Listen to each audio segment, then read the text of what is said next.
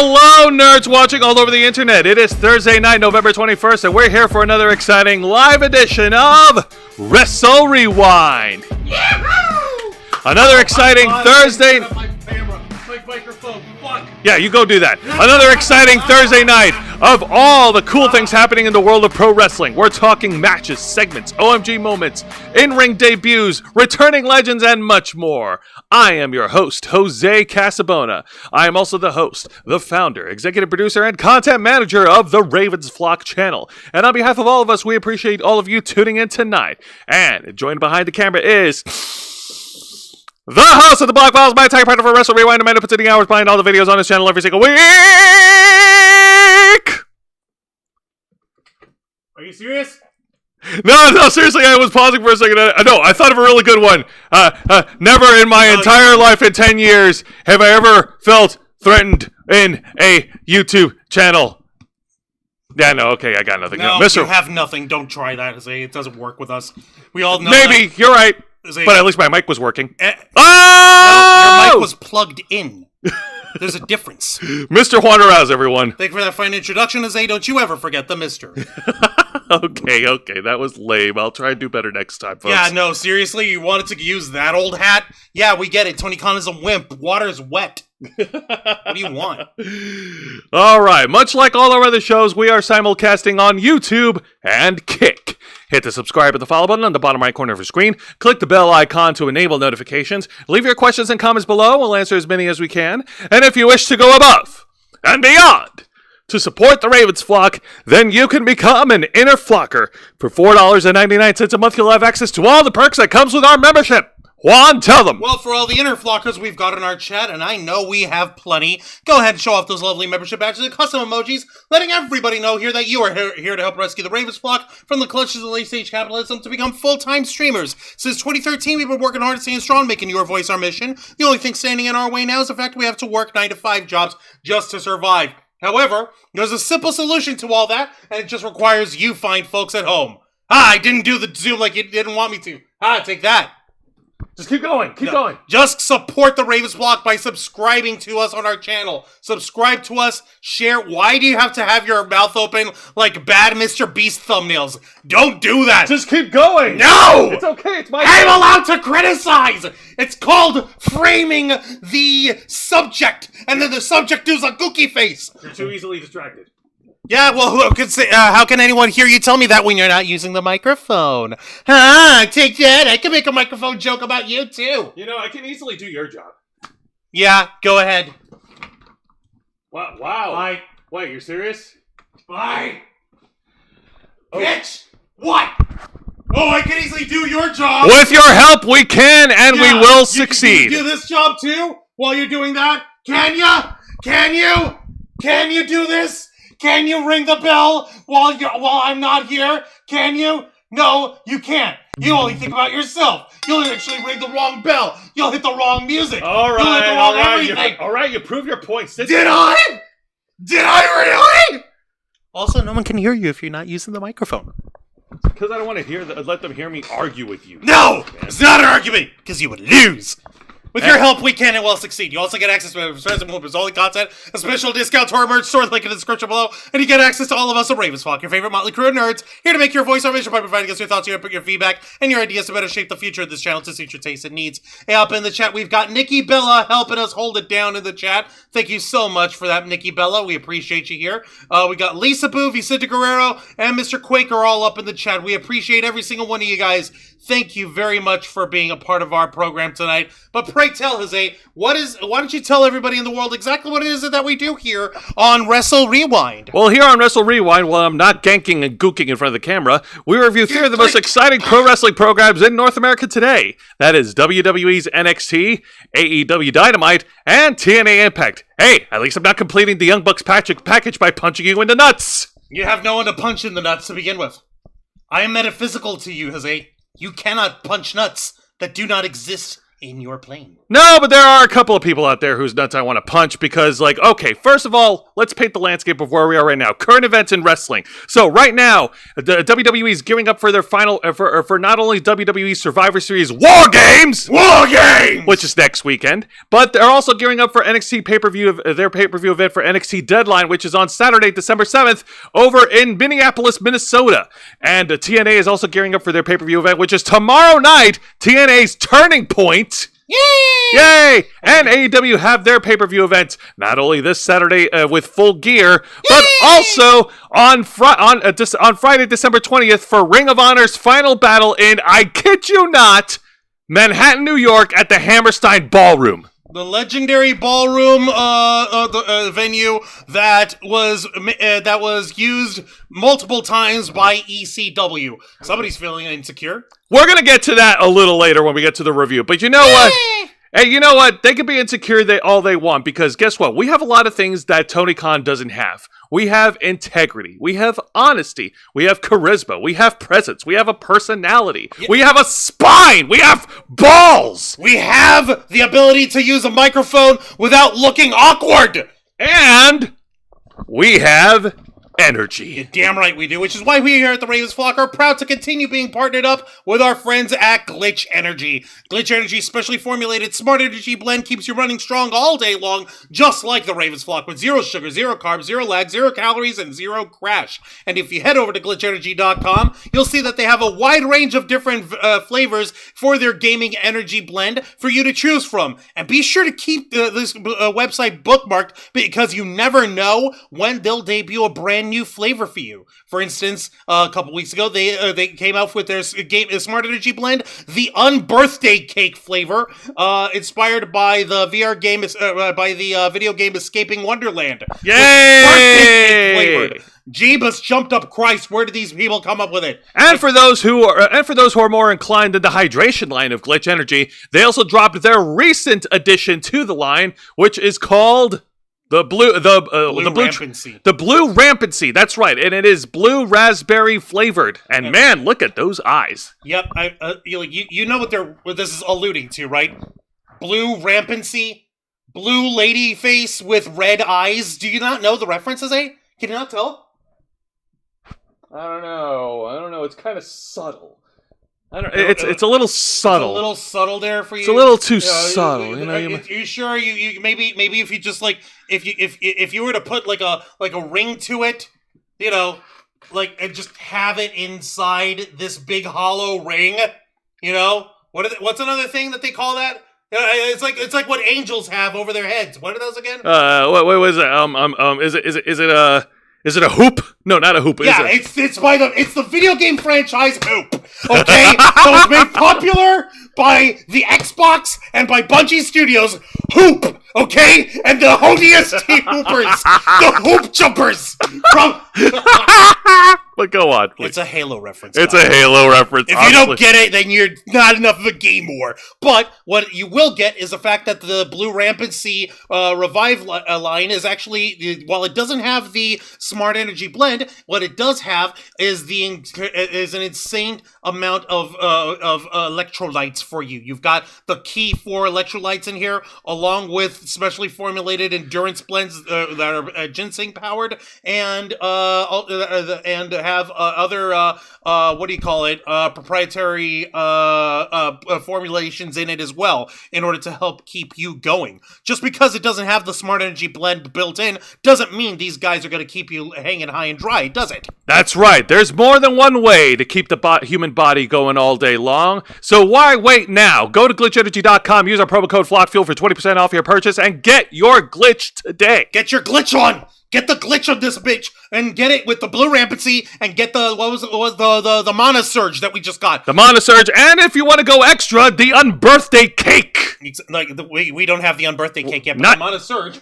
is sour blue raspberry, you see? And it is also Zayana Rose and Dragonfang cosplay approved. Exactly. You see that? Sour blue raspberry. You put that together with the Blue Rampancy, it's a win-win. You get the best of both worlds. Do it. Do it now and use our promo code FlockFuel for 20% off your order. Hells yeah! We want to thank Glitch Energy for partnering with the Ravens Flock. Thank you so much. And yes, we provided the winning formula so that you can transport yourself into a music video of Eiffel 65.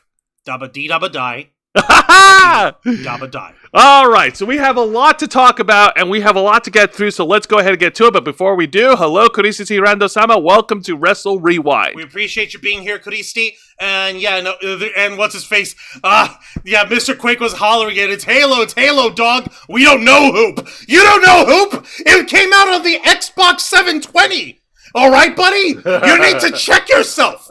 I want one that's grape. Well, we have a grape-flavored one somewhere. I don't remember where it is. Also, don't disrespect Batista with Ridge Holland wearing his colors. Come on. Okay, let's not do that. Let's not. Ever, please. All right. Oh, God. Let's start things off by reviewing this week's edition of WWE NXT. Juan, ring that bell. Don't mind if I do. All right. So we open things up in a really fun way, pal, and we open up in absolute chaos. It's a one-on-one singles match for the Iron Survivor qualifier match, and it is one half of the NXT Tag Team Champions Nathan Frazier versus Eddie Thorpe. Okay, Eddie Thorpe rocking Namor the Submariner's freaking battle garb on him, and the Fraxium half of Fraxium is over here, and he's trying to get his single shots in. He's not quite satisfied just being a tag champion. He wants to be an Iron Survivor. Exactly, and this is this is not the first, and this has created a little bit of a wedge between Axiom and Nathan Frazier. When Axiom goes and makes decisions without consulting his tag partner, it's a reoccurring theme on NXT. And man, oh man, do they love teasing us on another tag team breakup? No. Okay. Oh God. But anyway, so let's get to the match. So it's lightning speed versus striking ability, and these guys go at it 100 miles. Oh shit! I hit the wrong thing. Oh, you're fine. Hang on. I gotta fix this. Give me a second. Yeah. While you do that, I'll talk. Yeah. So these two start off really awesome, really fast, especially on the fast part with Nathan Frazier trying to overwhelm him with speed and agility. And after a couple of minutes into the match of both guys going back and forth action, yes, we get a brilliant double down spot, not a clothesline, but a double down running crossbody where both guys collide midair. Yes, wow. It is just as stupid as it looks. The hell of a way to start the match. Let's just throw ourselves at each other. It's like that never hear it coming. It's like that one scene in Mission Impossible 2 where Tom Cruise and that other dude jump off the motorcycles and they collide at each other and they hug each other in the air. Directed by J.J. Abrams. No, directed by John Woo. Oh yeah, God, no. J.J. Abrams was Mission Impossible 3. Yeah, he did, but I was thinking that. It was so dumb, but it's so cool. Anyways. Besides this saying way too many tag teams seem to be breaking up at WWE after a few months. Fraxium has been around for a hot minute, though, haven't they? They've been around a long time, yes. Like, it's okay for them to split at this point. They've proven that they're excellent tag teams, so yeah, I got no issue with it. But speaking of tag teams, there was multiple tag teams, NXT tag teams at ringside because apparently there are riots last week. Their Pier 6 Brawl solved nothing. So Pier 6 Brawl. So to try and quell the chaos, well, try and be the key word, Nathan Frazier leaped himself off the top rope and annihilated all the tag team members at ringside. Nathan's like, "Screw you guys! You're messing with my match here. What the hell? I'm a big boy now. How dare you get away from me, all of you!" And then every single one of them caught him in the middle of this fucking thing. Yes, including Eddie Thorpe, who was looking right at him. And you can see him right here, and he's looking straight over.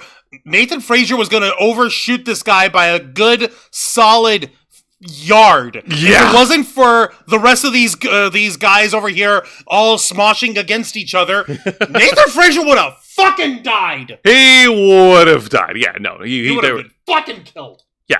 Now, I do have more photos, so please go ahead and share.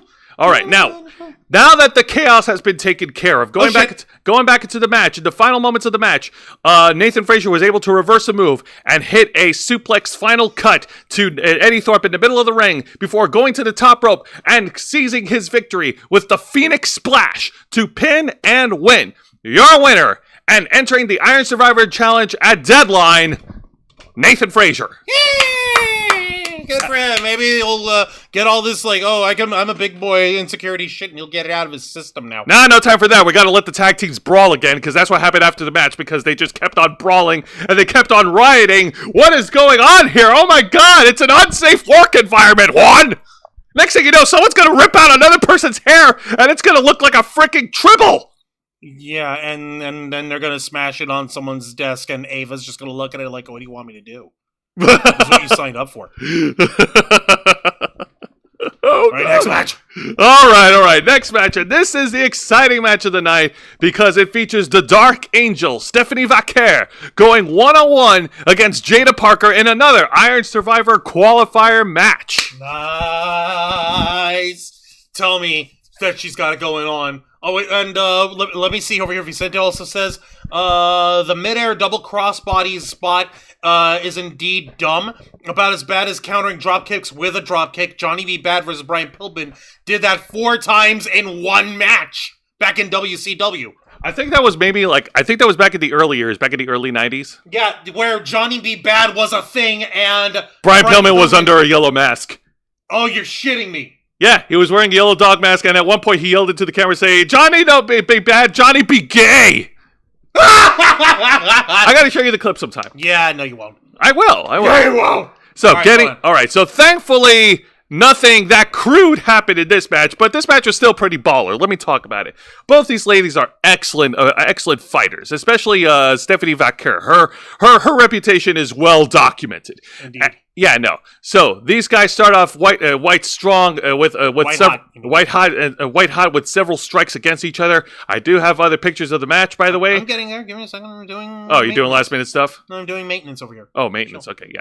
Okay. All right, so we got more. Jada Parker was able to take control of this match early, of course, before going to the commercial break. Yep, she's knocking down Stephanie Vaquer with a series of shoulder tackles, and even hit her with her ass while having her planted on the corner. Yep, but Stephanie Vaquer, when they got back from commercial break, she was able to hit a comeback. She was able to knock Jada Parker off her feet, especially with this awesome high-flying crossbody from the third rope. A springboard crossbody, to be exact. Yay, oh my god. But Jada Parker was once again able to regain control of the match, and it looked like she had victory on the tip of her fingers. She's about to go for her own finishing move. She was about to collide her hip to Stephanie Vaquer, but she was stopped midway when Lola Vice showed up at ringside, and she distracted. And what is she? Is she carrying a brick? Is that a brick in her hand? That's a brick in her hand. And what the fuck, Lola? Yep, Lola. No, whatever, Lola. No. Lola, do not use the fucking brick. Jesus, no. What? Why? Jada Parker used it on her. What? When was this? The ECW tribute show. Oh, yeah, that's right. So, that distraction was long enough for Stephanie Vaquer to attack from behind, kick what's-her-face? Jada Parker. Kicking Jada Parker and then hitting her with the packaged backbreaker to pin and win. You're a winner. And going to Deadline in the Irish Survivor Challenge, Stephanie Vaquer, and there she is standing side by side with Lola Vice. Man, that looks cool. Okay. I am all for these two women standing side by side or back to back. Okay, so, number 1, yes. And number 2, yes. But number 3, what the fuck, Lola? But number 4, and this is the most important part, folks, yes. I guess their ECW, I guess their hardcore match didn't solve anything. Just like the Pier 6 Brawl didn't solve anything for the tag guys, Jose. What do you expect? Oh, don't worry. We're going to get more Pier 6 Brawls later. Yay! And just to show, by later, I mean very, very, very shortly. All right, so what's next? What's next here? We got the exciting segment of the night. Here to address the NXT fans is, of course, the Fatal Influence, being led by the NXT Women's North American Champion, Fallon Henley. If she's the one leading, then why is JC Jane the one who keeps talking? Usually the mouthpiece is the one who's the head of the faction. Yeah, I get. You know what? I really have no idea who the leader is right now. I thought it was. Leader? Yeah, I thought for a while that it was JC Jane, but it looks like Fallon Henley has been outshining her by getting the title. Yeah, pretty much. So I guess that makes Fallon Henley the de facto leader of Fatal Influence. Kinda. Yeah.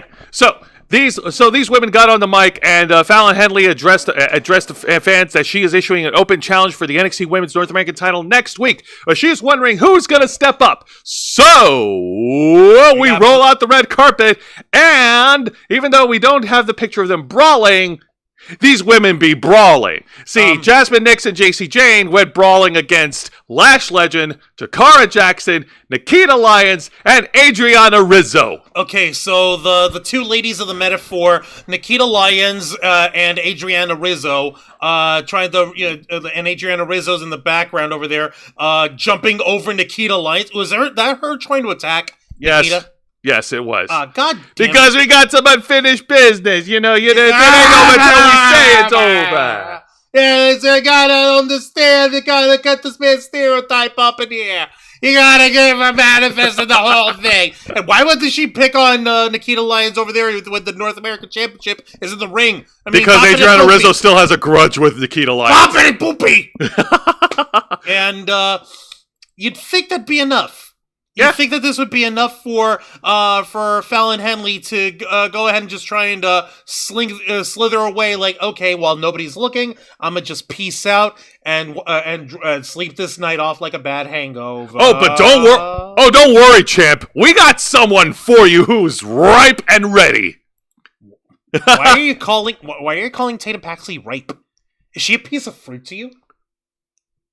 That is terrible, Jose. Sorry? No, don't apologize to me. Apologize to Tatum Paxley. Oh. Be better.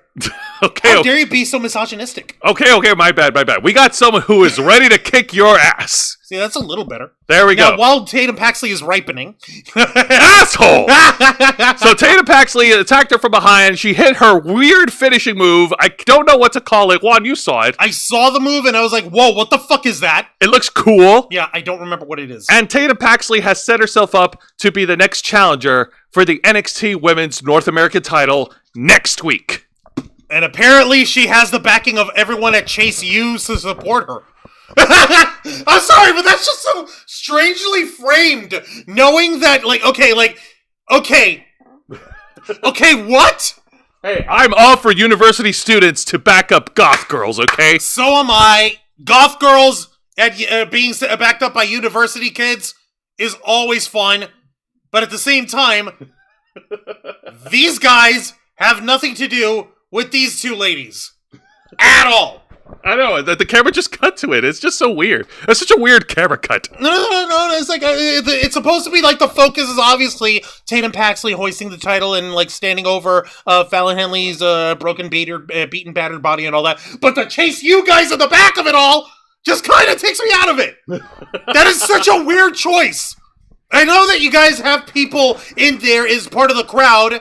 Can you shuffle people's seating around for a little while? Until, you can have the people in Chase U involved? So you can see the Chase U crowd behind them? Or did they not think of that? Or they just said, fuck it, we ballin'? I think we ballin' and obviously they set up the crowd on purpose because, they gotta hype up the main event of Andre Chase, potentially. Versus Rich Holland. Yeah, we gotta get up as much Chase U support as we can, Juan. But at the same time, make it make sense. It's still cool. It's cool, but at the same time, you're telling the wrong story here, bro. Or rather, you're sending mixed messages. No, wrong story. Let's see here. Vicente Guerrero, Lola and Stephanie Vacker standing together cannot ever be a bad look. Lash by Elegance and Lash Legend with Dana Brooke. No. What the hell? Let's see here. Let's not. Tatum Paxley is crazy goth chick Daphne 2.0. Yeah, definitely. And yeah, so right, I totally see the Daphne look in Tatum Paxley. Hell yeah. Yeah. All right. Now let's get to arguably a match that nobody really asked for, and I thought that was just, it was there. I didn't really much care for. And it's a non-title match, a one-on-one singles match with the NXT North American Champion, Tony D'Angelo. The Don of NXT, the guy with the gold, the man from Chicago. Taking care of business, the paisano, the poopy pappy, the Don of NXT, the pappy. But you get the joke. All right. And he's going one-on-one against Brooks Jensen, who at this point has given up his nice, boyish, curly-haired looks and he's looking like a Kmart version of a Kmart bigger version of Jack Perry. You mean a big Kmart?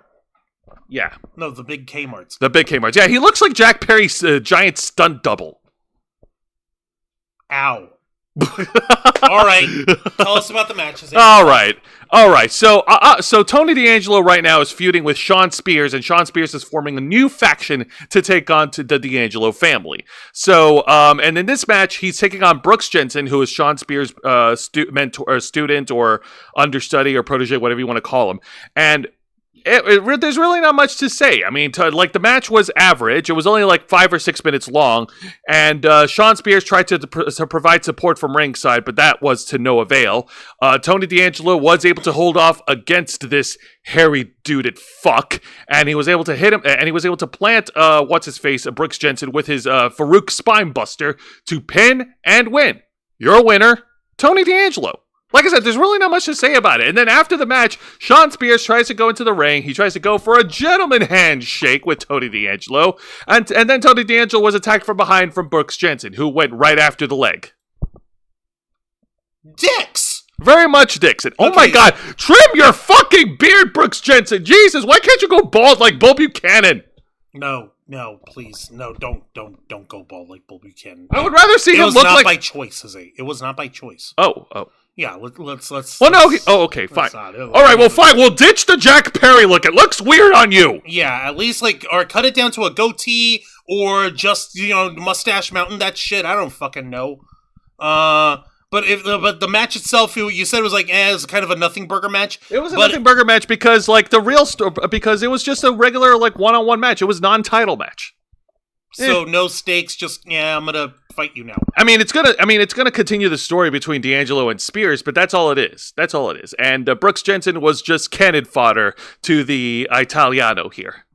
All right. Well, if that's as plain as it is, then fuck it. Why not? Now, thankfully, there were no bad segments on this week's edition of NXT. But before we get to the main event, we do have a fun and hilarious honorable mention to go ahead and talk about, and it is the mixed person tag team match featuring the team on the left, Dion Lennox and Brinley Reese, versus the team on the right, Ashante the Adonis and Carmen Petrovic.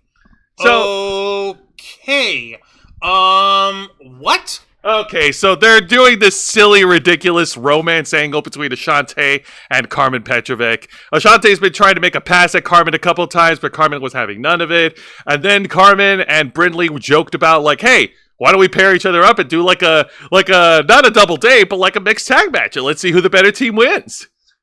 And I just thought that was funny. Okay. What's his fucking face with Brindley Reese?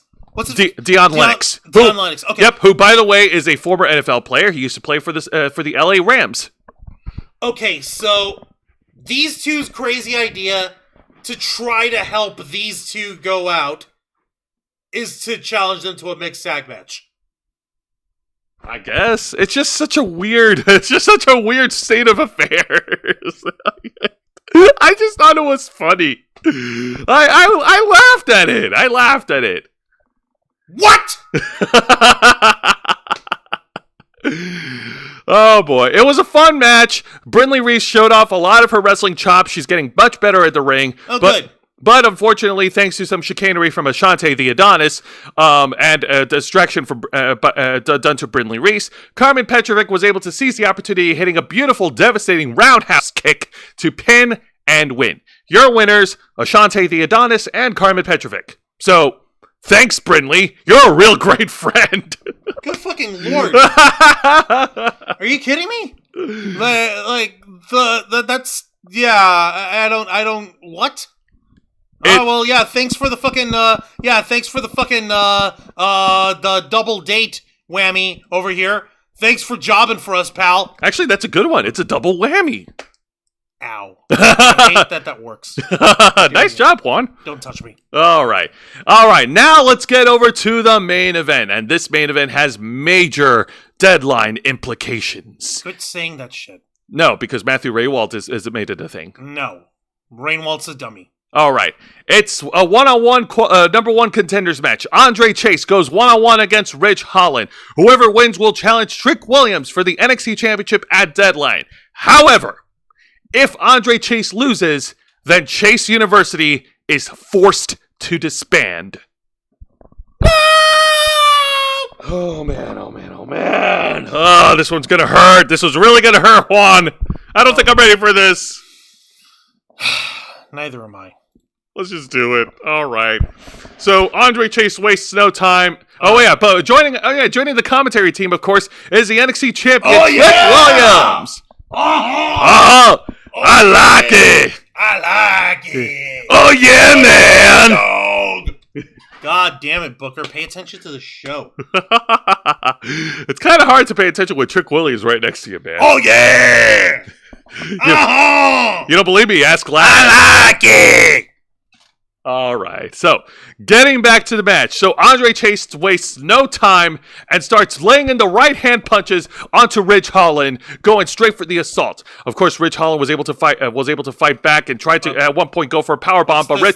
But Andre Chase was able to stomp away on Ridge, and he got a chance to pose with the crowd, who is 100% behind him. We don't care if you're a university student or you're a non-university student. The fans of the WWE Universe are behind Andre Chase, and this was awesome.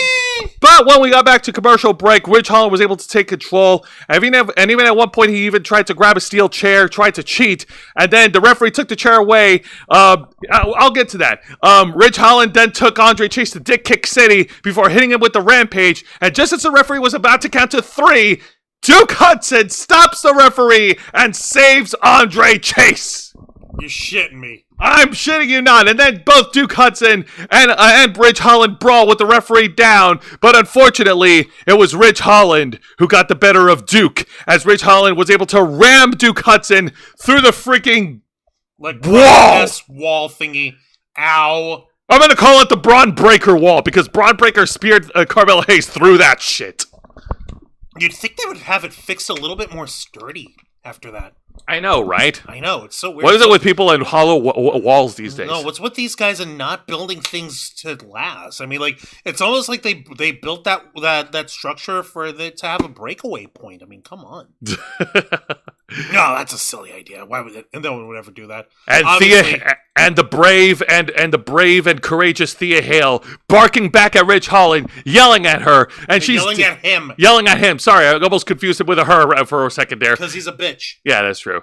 And Ridge Holland, he threatened to try to strike Thea Hale, and he was going to, but then out comes Riley Osborne, and Riley Osborne tried to fight back, but it was a moot effort as Ridge Holland grabbed Riley Osborne and threw Riley onto the floor while accidentally knocking out Thea Hale. And then yes, all the supporting members of Chase U are down. But Andre Chase was my Genki girl. How dare she? But Andre Chase is fired up, and he was able to get a second wind, and he fought back against Ridge Holland, hitting him with a series of right-hand strikes, doing the Chase U stomps, and just when it looked like victory was in his grasp, Ridge Holland was able to catch him mid-air, and then reverse it into another rampage to pin and win. Your winner, Ridge Holland. Ridge Holland is the #1 contender and going to Deadline to challenge for the NXT title, and this means that Chase University has sadly come to an end.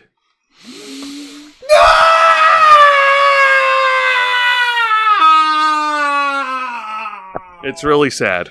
Fuck you, Ridge Holland! Fucking pig! We can't have fucking anything nice for this Yorkshire piece of shit. Steph! Get your ass down here and bring this motherfucker back and haul him and drown him in a shallow ditch. For fuck's sake, he ruined our Chase U. He ruined Big E. He ruined the New Day. Fuck this clown, man. All right. So let me take a minute to talk about this here. So on the one hand, I think one of the reasons why they're doing away with the Chase University angle is because the whole Chase University angle came to be during the multicolored midlife crisis of NXT 2.0. And I think that after a while, WWE felt like the angle outlived its shelf life, especially now that it's transitioned into this version of NXT. Yeah, here's the one little thing though. It was still cool! It was still fun! It was one of the few things that made it out of that multicolored midlife crisis 2.0 shit that was still good. God. Now, here's the one thing I will argue against. Does Ridge Holland need any more heat? Like, he's already got heat on him as it is. What, does he need this extra heat? I don't fucking think so. He could take fucking the piss out of Andre Chase without fucking killing Chase U like this. Oh man, This is so sad. This is fucking wrong, man. It is fucking wrong. And Andre Chase went to post on Twitter saying that is a teachable moment, and he extends his thank you to everyone in WWE for showing support for Chase University. Thea Hale, of course, and Duke Hudson, they both tweeted their thoughts on Twitter, and they were not happy about it at all. No, Thea Hale was not feeling good at all. She's like, I am not okay. I am not okay. She is not O-fucking-K. It's sad. It's a sad day for everyone in WWE. Let's see here. Fucking Vicente Guerrero saying Chris Statlander saw Ridge Holland's wall spot, then screamed at the TV. I did that first last week, in fact. And Juancho calling Ridge fucking pig. When was Ridge Holland ever a cop? You don't have to be a cop to be a fucking pig. For example, you could be a fucking pig by being a fucking pig that killed Chase U! It was fun, damn it! We were having fun until he showed up, and I'll tell you something. This is a happy place! He ruined it! He blew it up! You maniacs! You stupid bastards! Damn you all to hell! Man, this is really sad. Look at it. Yeah, Look. JC Jane, she threw a little extra life in there too. And there was some shenanigans with the D'Angelo family, which made it silly. And that also extended its lifespan. God damn it. I know. We're sad to see you go, guys. We're sad to see Chase you go. This is sad. This is really sad. I don't know if I can... Sad. How can I continue this review? What can I do to turn our frowns upside down? Well, I don't know if this will help, but... you can go on to the next program, which is this week's edition of AEW Dynamite. Light the fuse, hit the boom, Dynamite! See, it doesn't work when you say it. Why? Just because it's me and you're you? Yes! It's called delivery! It's called presentation! It ain't that deep, bro. I'm gonna ignore you saying that. We'll just go on, and now that you're smiling and laughing like a silly boy again, we'll go on with the show. All right, let's continue on. So now we're going to talk about this week's edition of AEW Dynamite. Hit the fuse, hit the boom, Dynamite! This week, AEW Dynamite starts things off with an all-star 8-man tag team match. Holla, holla, holla, holla, holla, holla, holla. What the fuck? Too much hollering. I know. It is the team of Will Ospreay, Powerhouse Hobbs, Ricochet, and Mark Davis versus the Don Callis family, which features the AEW International Champion Konosuke Takeshita, the Protostar Kyle Fletcher, Lance Archer the Murder Hawk, and the Ring of Honor World Television Champion, the Machine, Brian Cage. All right, so real quick, one thing. Where did Kyle Fletcher's eyes go? That's a good question. Dude, did Don Callis take your eyes out? What the fuck? Fucking what the... I don't know, man. People make such weird poses. Okay. It's one thing to shave your hair off. To not look like your idol, Will Ospreay. But to pluck your eyeballs out. Kyle Fletcher, that's just not practical. That's just not practical at all. Yeah, dude, you're not Daredevil. What, you got heightened senses? All right, tell me about this match. I know that Powerhouse Will Hobbs has got beef on him. I don't know who the fuck Mark Davis is, but he looks like he's got some beef. Mark Davis is a friend of Will Ospreay and Kyle Fletcher, and all three of them form the United Empire. Okay, see, thank you. Thank you for reminding me because I didn't know the other guy. It's okay. Ricochet's going to be flippy floppy. Will Ospreay's going to do flippy floppies. Meanwhile, Kyle Fletcher's got flippies. What's his face? Lance Archer and Brian Cage have got power, beef, and Takeshita. He's a striker. Yeah. All right, so let's see how this mishmash of chicanery comes through in this multi-man mashup of muscle-y madness. That's a lot of M's, Juancho. Damn right. Are you craving M&M's? Maybe. Anyways, unfortunately, Powerhouse Hobbs wasn't able to do much during the first half of the match because Brian Cage and Lance Archer took out Powerhouse Hobbs early on, attacking the knee that has the knee brace and writing him out of action. So now it's down to 4-on-3. You serious? Fucking what the fuck? Yeah. Come on, man. Oh, what were Ricochet and Mark Davis just painted on the wall? What were they playing hide your thumb up my boo-boo? What were they doing? They had their hands full too. With what? With the other guys. AEW's a little... There would have only been one other guy, Takeshita. Well, AEW is very lenient with their rulings. You know? My God. But anyways, but getting back to the match. Okay, so, with Powerhouse Hobbs temporarily sidelined, it's now 4-on-3. Ricochet is struggling right now to fight. Ricochet was struggling to fight against the Don Callis family. The Don Callis family were able to keep him away from the other tag partners. But Ricochet was able to get a little bit of offense. He was able to fight back for a while and get some breathing room from Brian Cage and Lance Archer. Ricochet was able to tag in Will Ospreay, and Will Ospreay and Kyle Fletcher got to fight each other. And we got a little bit of a preview of their one-on-one match at Full Gear, where both guys exchange blows and do all these flippy moves and reversals, only for Will Ospreay to get the better of this awesome chain that we saw. Great, so we did flippies. Awesome. Hey! Can we get to more matching? Can I see Powerhouse Hobbs do something with the flippy boy Kyle Fletcher? Can we see Takeshita try to punch Ricochet midair? Can we see Mark Davis and Brian Cage explode each other with their eyeballs? I want something! Well, you're gonna get something because because Powerhouse. See, you got me distracted, asshole. I didn't say anything about Rich Holland. How can I distract you about Rich Holland? Whatever, you're a punk bully. Yeah, you're damn right I am.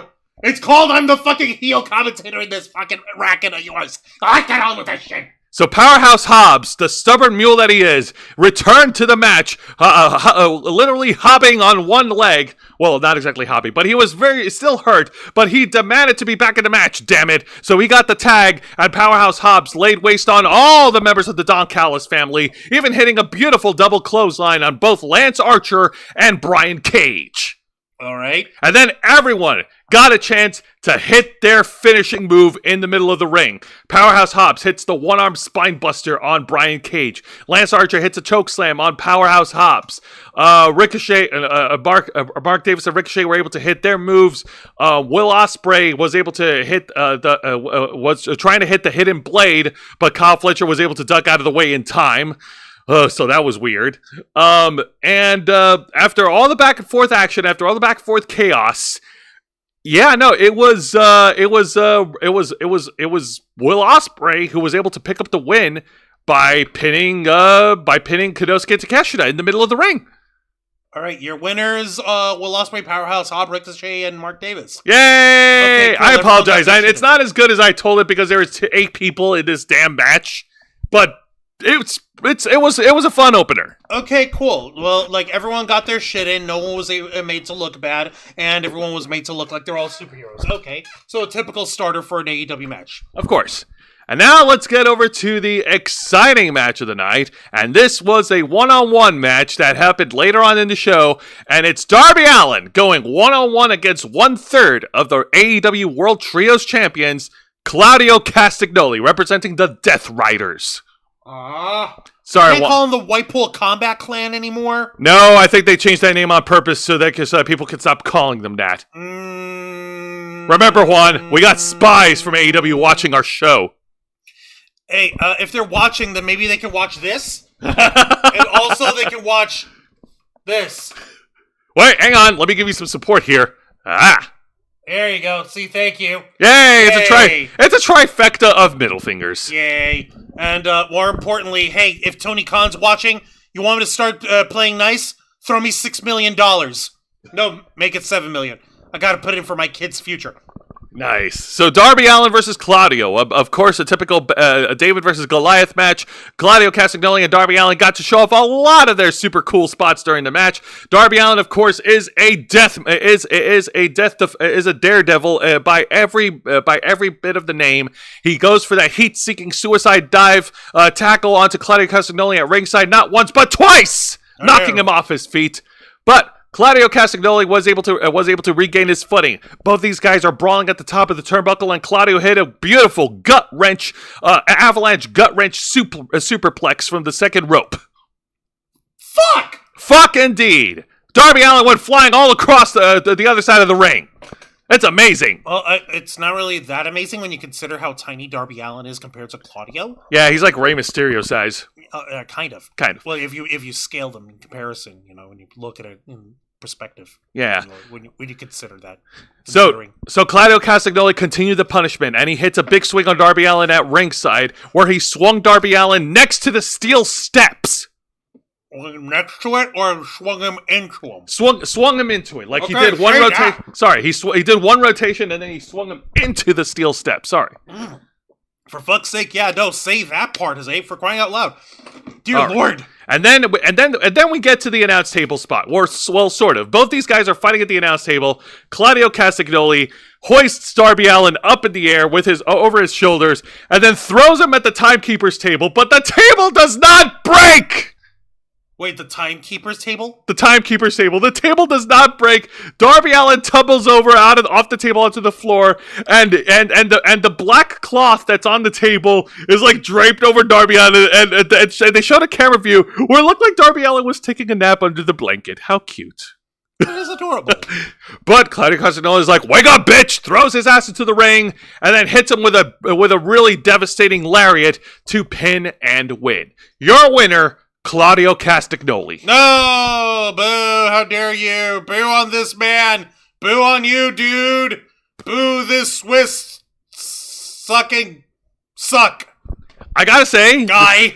Yeah, I know, right? I gotta say, this is a really fucking awesome match, and yeah, Claudio got the win, but I don't think they're gonna end the rivalry on just one match. I'd like to see another match go where Darby Allin gets the win. I think that's gonna happen, because Darby Allin, man, he's white hot. I would argue he's more popular than the current number one contender for the AEW World Title.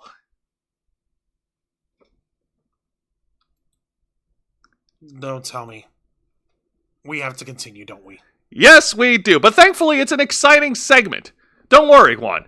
It's an exciting segment which features Panama City, Florida's very own Adam Cole, baby. Okay, for the record, the only thing that I took out of the little portion of the segment that I saw of from the recap of Adam Cole, baby, is the fact that he put spray tan on himself, except for the back of his hands, and his hands were pale as shit.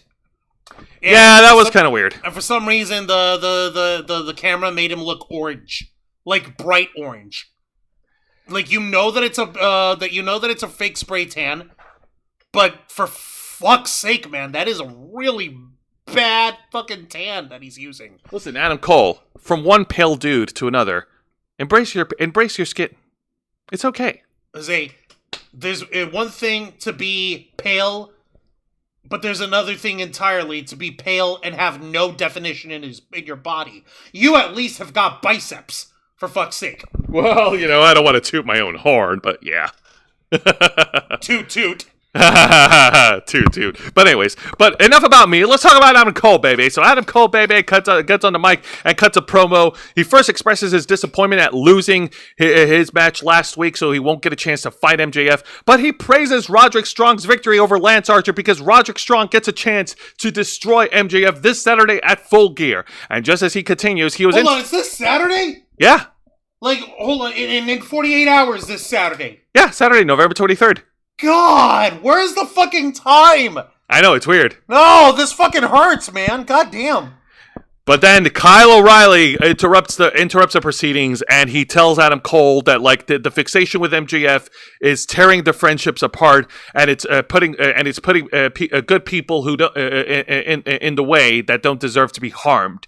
And Adam Cole is trying to argue back at Kyle O'Reilly, to which Kyle O'Reilly counter-argued and said that MJF is always 3 steps ahead of his opponents.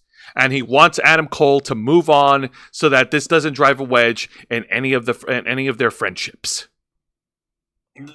This is going to proceed to continue driving wedges to all their friends.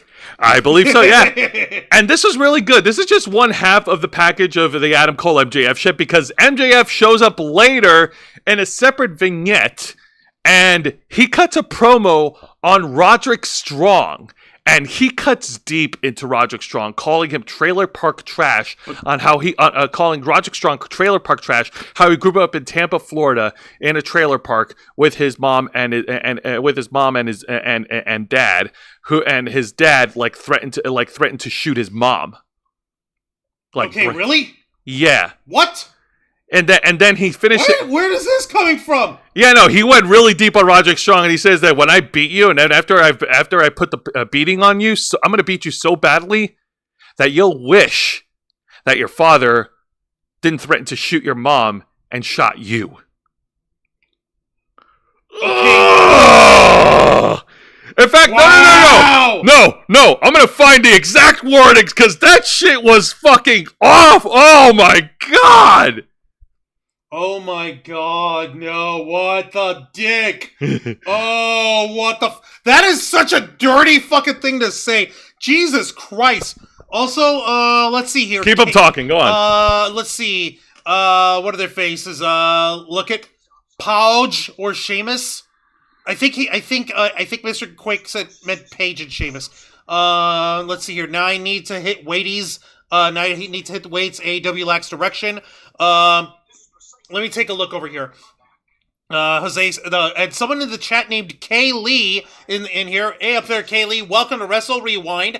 Kay Lee is saying you should send a resume to be a ringside commentator. Dude, talking like that will boost pro wrestling stocks. Hold on. What? Okay, I got the exact wording. MJF told Roderick Strong that Roderick Strong will be in so much physical anguish that he'll wish that his mother didn't shoot his father and shot him instead. Wait, that makes it any better? You think that makes it any better? That is so rude! That is so terribly rude! That's MJF! But that is also, why is MJF in the Fast and the Furious? He's not part of the family. MJF ain't cringe. I'm over here just thinking yo, where is he coming up with these Fast and Furious cars up in this bitch for? But they won't tune into the main event. They'll tune into your commentary. Hell yeah! Yay! Right. Exactly. Throw $7 million at both me and Jose and Angel. That way we have the full swath of the Ravens flock. We'll replace the whole crew for AEW Dynamite. Fuck Excalibur. Fucking, what's his face? Tony Schiavone needs to go retire. And who's the fucking other pea-brain? Oh, yeah, this week they had Magic Matt Bernard, who sounds insufferable. I would argue that he was more insufferable than Excalibur. Yeah, no, there's just fucking... But let's keep Taz and let's keep Nigel McGuinness. Nigel McGuinness, he's alright. Yeah, he's better off on that one show that's not on television. What's it called again? Ring of Honor. It's the one that has a championship that it doesn't need? Hey, shut up! He did good commentary for NXT. Ring of Honor! That's what it's called. Fuck off, Juan! Never! I will never fuck off! Alright. I do the fucking... So after that cutscene from the Fast and Furious movie, with the MJF promo, we're gonna go ahead and shift gears and get over to the shift gears. All the pun intended. Yeah, we know MJF is a little rich Jewish boy who's a mama's boy who was singing with Rosie O'Donnell. If only Rosie could see him now, she would be ashamed of the man he's grown up to be. Yep. She would be ashamed of him. And speaking of ashamed, if you folks believe that AEW cannot book a women's match worth saving their lives, well, here's proof that you're right. Here's another women's match. Hikaru Shida versus Chris Statlander? What? Yep. No, Jose, you got this wrong. No. Hikaru Shida's a badass bitch. Chris Statlander is another badass bitch. You have two badass bitches in the ring. How in the hell is this a bad match? Explain. It's like a rotating carousel of all the AEW women, and then Tony Khan just randomly picks one from the carousel, or randomly picks two and be like, yeah, these two will fight. Yay! So there's no forethought, and there's no point in them fighting, and there's no reason. There's no point in there. There's no story between these two fighting. They're just fighting, and to their credit, it was a good fight. Hikaru Shida got some really good strikes in against Chris Statlander, even hit her with a Falcon Arrow. There's at one point where she was trying to go for like the samurai knee strike, but she was like hesitant to do it the first time, and I don't know, it was like a conflict of conscience or some shit like that. And then Chris Statlander, she took advantage at the end of the match, and she hits her with that friggin' like leg hooked tombstone pile driver finishing move, whatever you call it. And she was able to put down Hikaru Shida for the win. The match was only like 5 or 6 minutes long. It wasn't even that. It wasn't that super long.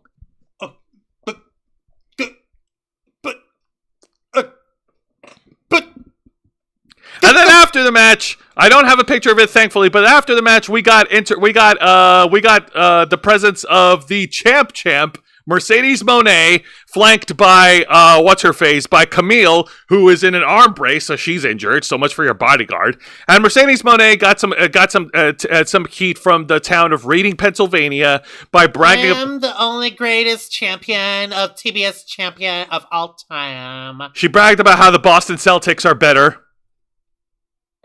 Like, wow, really? Yeah, and then she also pointed out a historical fact that her reign as TBS champion is longer than Chris. Yeah, longest reign ever, longer than Chris Statlander's. Wow, makes her the greatest TBS champion. And I think this was a knee-jerk reaction to the fans chanting "Shut the fuck up" to Mercedes Moné, because then she started yelling at Camille like, "Camille, get hurt! Go in there and fight them! Ah, I hate these people!" Wait, what? Yeah. I don't know if she broke told character. Her bodyguard to go jump in the crowd? No, go jump into the ring and fight Hikaru Shida and Chris Statlander, which we know what's gonna happen! Camille got her ass dunked on. Hikaru Shida went to town on Camille at ringside, and then Mercedes Moné tried to go for the bank statement, and then Chris Statlander was able to reverse it and hit that fucking pile driver in the middle of the ring, and the whole segment closes with Chris Statlander holding the TBS title over Mercedes Moné. Fuck this shit. Yeah. That! I'm just going to keep pointing at that. I'm not going to bother with swear words. I'm not going to bother with anything that I haven't already said about the AEW Women's Division. I'm just going to point at this. In fact, can we get a blimp? Can we get a giant blimp with the electronic sign that says "Book the Women's Division better"? And just hover it over the Daily's place. It doesn't even need to be a giant blimp. Just get a drone. Just get a drone that's shaped like a blimp and have it hover over Tony Khan's fucking face everywhere he goes. Everywhere. Everywhere. You know, no. Fuck this. No, save it. Oh. I guarantee you, save the hot tag. You're gonna need it. You're sure? 100%, because the next one you're gonna really want to rip into. You're sure? Yes.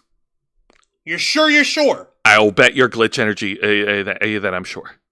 You already have a glitch energy cup. Fuck off. All right, well, anyways, let's go ahead and talk about the really bad segment. And I don't know how anybody can fucking laugh at this. I don't know how anybody can be entertained by this. This is a contract signing with Chris Jericho and Tomohiro Ishii. Their contract signing for their Ring of Honor World Championship match at Final Battle. At Final Battle at the Hammerstein Ballroom in New York City. And it's moderated by Renee Paquette backstage. Chris Jericho then makes some stupid bullshit saying like, "Oh yeah, but I wasn't notified today. I was notified weeks ago, but not today, Renee. Live in the now." And then he tries to take the contract and he's like, I'm gonna review this with my attorneys in my locker room, so I'll see you guys later. And then he walks away, and then the camera follows Tomohiro Ishii, and Tomohiro Ishii is following Chris Jericho, and it looked like Chris Jericho's running away, but instead of running away, he's just walking away really fast and putting obstacles in front of Tomohiro Ishii to keep him from chasing him, even though it wasn't really much of a chase. It's just two guys walking. What the fucking fuck, guys? You need to go faster if this is going to be a chase. Kevin Nash with his shaky quads is telling you to pick up the pace. So, what the wait. What? And then, after these two briskly walked, and Tomohiro Ishii throws everybody aside backstage, these two make it out through the crowd into the ring, where the fucking learning trees of Big Bill and Brian Keith are waiting to jump Tomohiro Ishii, and then out comes the conglomeration to fight off the other heels, And Tomohiro Ishii finally signed the contract. Hold on. The conglomeration. That's Kyle O'Reilly, Rocky Romero, and Mark Briscoe, the former Ring of Honor World Champion who lost to Jericho. Aren't they also supposed to be backing up Orange Cassidy with his whole thing leading up against Jon Moxley? They're all cluttered up in this fucking group. No, what? No. Okay, no, the conglomeration are supposed to be helping to back up Orange Cassidy. They're backing up Orange Cassidy and Tomohiro Ishii. But Tomohiro isn't part of their conglomeration, is he? Yes, he is. When? Since its inception. When? I don't know, but this is fucking stupid. All right. Okay, how the hell are you gonna... What? You sure? Hot tag to one. Give me that. Get out of here. Oh, Yeah. Oh, God. What's beef is confusing to me. Fucking grow a spine, god dang it. The least you could do. You got plenty of length, a bone in your height over there. The least you could do is show a little bit of a spine in there to go with it. Hi there, folks. Juan Arouse here, one of the heads of the Ravens flock, the tech guru of the team, the host of the Black Files, and his ace tag team partner here for Wrestle Rewind. Okay, where do we fucking start with Jared Chode over here? Why? Why in God's earth are we still... why is Chris Jericho still a thing? Why the fuck? No. And listen, I get the idea of, okay, I do not know how long their actual chase between Jericho and Tomohiro Ishii actually lasted or ran or was going through or was going along with, however the fuck it was. But listen, I don't know if this is how it actually went out, but Jose could probably explain if I'm describing this right. The idea for Jericho trying to run away with the contract would be Jericho thinks that he's going to walk off briskly, haha, I've got the contract, I don't have to put up the title, if I have the contract, it's never signed, and trying to walk away. And Ishii, not taking any of his shit, would be just walking off, and you have Jericho checking over his shoulder and seeing that Ishii is a couple yards behind him. And it's okay, he's just walking in the same direction as me. No big deal. It's not like he's after me. Okay, he's actually picking up pace. He's actually walking a little faster. Maybe I should walk a little faster too. Okay, now he's starting to put some pep in his step. Okay, I better pick up my feet a little more. Okay, now he's actually... Oh, shit! I look at that shit! It's so dumb it made the glitch freaking display fall over! I'm so glad I moved my cup of water. Yes, you are! Be glad! But no, they don't get mad, get glad. Because Tomohiro Ishii is not a runner. Motherfucker runs the ropes! You don't mean to tell me he can't sprint down a hallway? Are you kidding me? Or I don't know. I don't know why they did it. They did a walking chase instead of a... That is a dumb fucking idea! Don't do that! Fucking actually make it so okay, actually give it a fucking moment for that Jericho, for Jericho to actually look like he's gonna get away with it or think that he's gonna get away with it or whatever, and then cut to fucking, showing that Ishii's behind him and starting to pick up the pace and even fucking try to grab hey, Jericho! Get over here, Jericho! Or try to cut his fucking attention, and Jericho acted I don't fucking look at that, not paying attention, he's not... Something! But I bet you that it didn't go anywhere near this fucking description, and I'll tell you why. Because I just shat this out, just like I shat over the...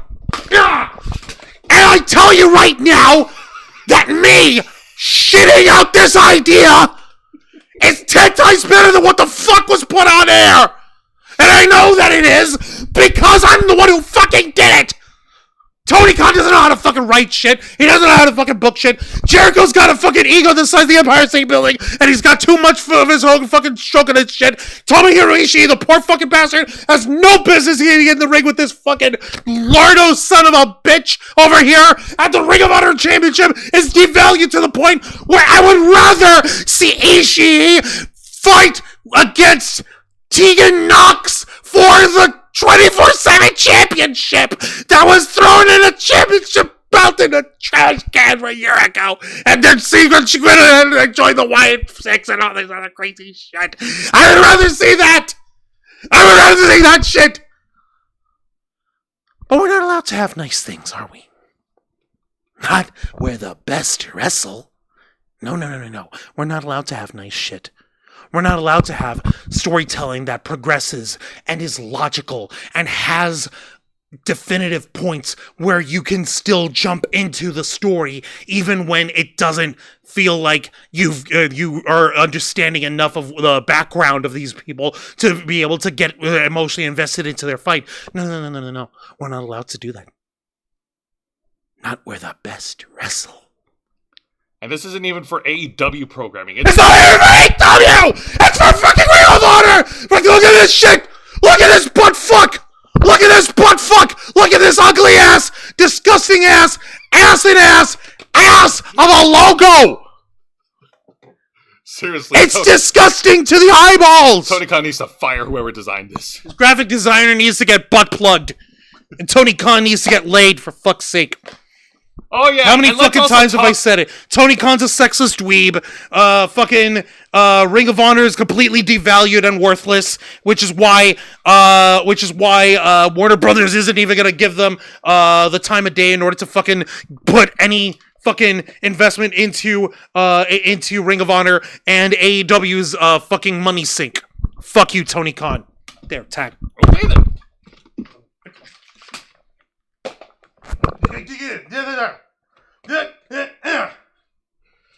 For fuck's sake, Starscream! Yeah, take it.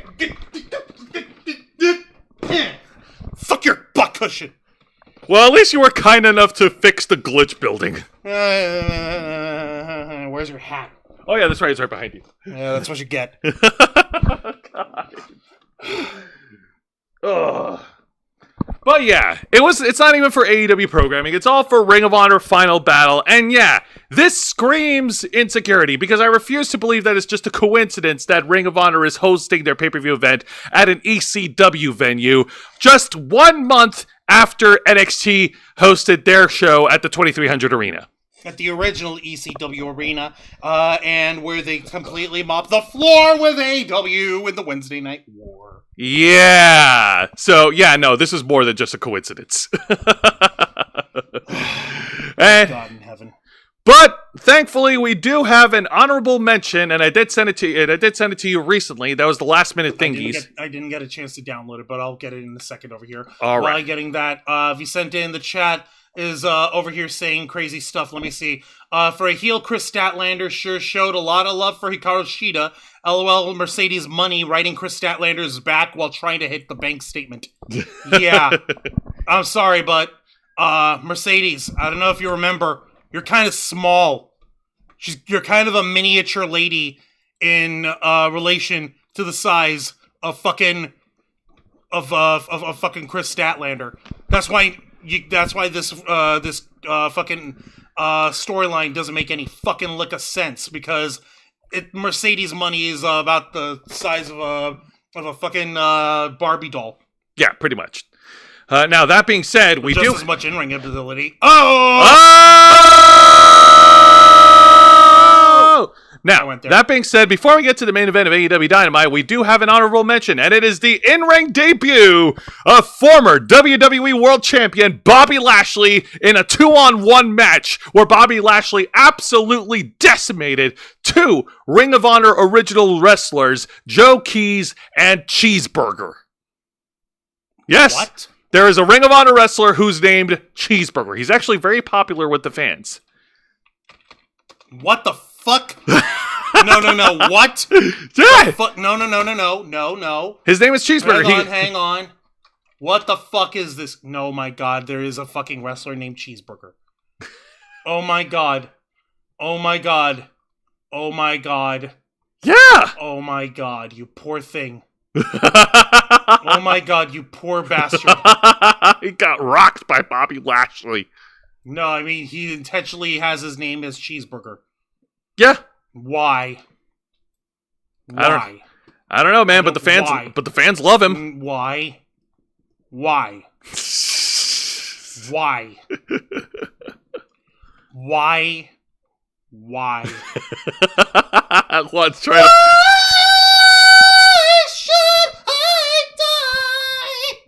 Juan's trying to wrap his hand around the fact that he looks like if Toy Slasher had shaved his head and got into a Rasta Jamaican phase or something. Well, that's rude. Why would you say that? I would say that. Why would I say that? He says. He asked me why would I say that. Jesus fucking Christ. Maybe it would be because, let me see, ROH fucking Cheeseburger. Maybe, because maybe, just maybe, this is what I'm referring to. Fuck, man. God almighty, you gotta be kidding me. Oh, God. Where is it? Oh, God. You downloaded it. It should be. Did. Yeah. Where is it? I don't know. He doesn't know. Will you calm down? Never! Okay, seriously, where the fuck did it go? I did download that bitch, didn't I? Well, why don't you do a split screen? No. Because I already downloaded it and I'm not sharing that shit twice. Oh, okay. Where the fuck did... There it... Yeah, okay, there's... There! There's... No tape Palm Strike t-shirt. Okay, now, I can imagine that he's popular with the younger crowd, and he's a flippy-dippy guy, am I right? Yes. Okay, I can tell because and the indie nerds love him. Okay, yeah, alright, wonderful. I'm sure that he's a very nice guy. But Cheeseburger? Why Cheeseburger? I don't know. Why Cheeseburger? Maybe his Wikipedia page will explain the origin. Yeah, I really doubt it. Let's see over here. Lil Jon is his name? No, his last name is Littlejohn. His full name, Brandell Littlejohn. Oh, okay. Mr. Lil Jon. Oh my God, world famous CB Leechy. Oh my God, he's light as hell. Yeah. Jesus. Oh my God, this poor bastard. Oh. Could you really call this an effective debut for Bobby Lashley, though? Yeah, no, he pretty much destroyed both these guys and turned Cheeseburger into a nothing burger after hitting what's his face, Joe Keys with a spear, and then he puts the Hurt Lock on Joe Keys while Cheeseburger was already like dunked on his head. Like, these guys didn't stand a chance against Bobby Lashley. He destroyed them. Oh my God, no. But I don't give a shit because I saw Bobby Lashley whoop the shit out of these guys, and I'm happy for it. Yay! But like, also at the same time, it's like. They made it competitive, didn't they? They tried to make it competitive. They tried. But then after the match, Swerve Strickland's music hits, and the Hurt Syndicate were on their feet, ready for him to jump at any minute. But Swerve Strickland attacked Bobby Lashley from behind with the metal chains loaded into his fist, and the whole segment ends with Swerve Strickland standing tall over Bobby Lashley. These two will fight this Saturday at Full Gear. Bobby Lashley needs to win. Why? Because aren't the Hurt Syndicate the bad guys? Yeah, but Bobby Lashley's like the newest big threat, and we don't want him to lose on his first pay-per-view match. Come on, man, that wouldn't be right. But do we want to make Swerve Strickland look weak? He can afford to lose a match. It's not going to hurt him. Maybe. I mean, I don't know. I mean, you'll have to ask. I mean, I'd say ask Cheeseburger, but Cheeseburger got his ass whooped. So yeah. He got turned into Cheeseburger helper. I know. You know what? Oh God, Cheeseburger. If that's how you feel about Swerve Strickland, one of the few guys to actually get proper homegrown fucking heat and an audience built behind him. If that's how you feel about him, then you know what? You don't get to come crying to me when Prince Nana comes up at you and starts dancing sadly. Okay? You're gonna look this poor little old bastard is squaring his freshly roasted coffee in his eyes. Sorry, Juancho, but you're gonna fucking tell him that Swerve Strickland didn't deserve to win? Okay, is that what you're gonna say? Listen, I was a fan of the Hurt Business before Swerve. Sorry, the Hurt Business came first. Yeah, but they're not the Hurt Business. The business is gone. This is a syndicate. Yeah, that means that business got better. Did it, though? Did it really? When you have Bobby Lashley going up against a guy who, unironically, who intentionally, as a professional point of pride, still calls himself fucking Cheeseburger! I was gonna say you had it. Did I? Yeah. Did I really, though? God almighty. Fucking Cheeseburger. He never stood a chance. No, he didn't. The poor fuck. Oh, nope, there it is. God almighty. Literally. One more for the road. Yeah. Let's take a look at the chat. I remember Cheeseburger in the original ROH. 135 pounds.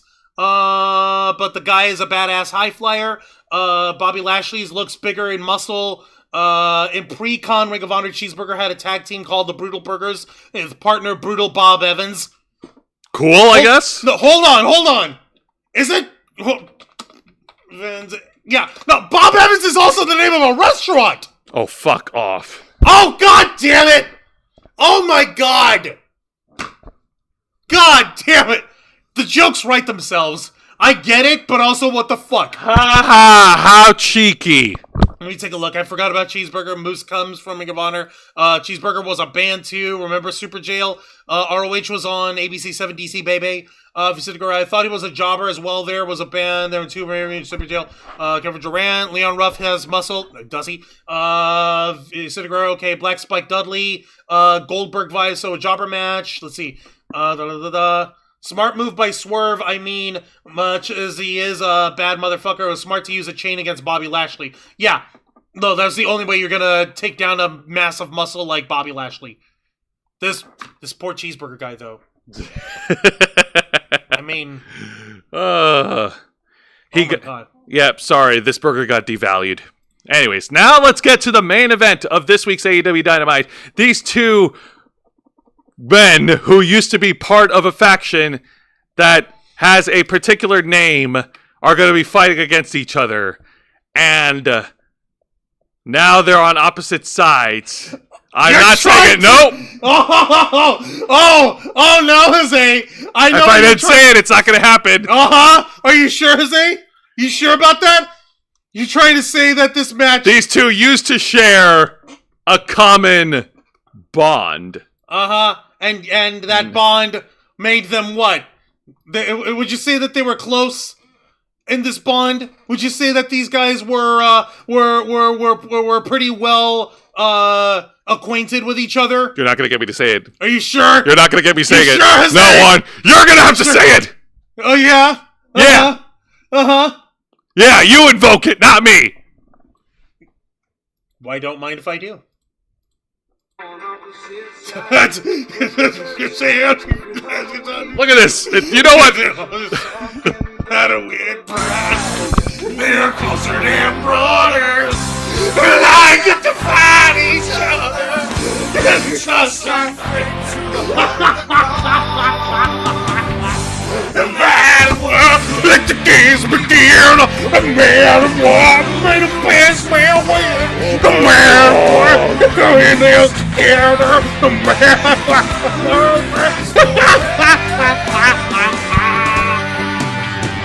No matter what. All right. Yes, I'll fuck it.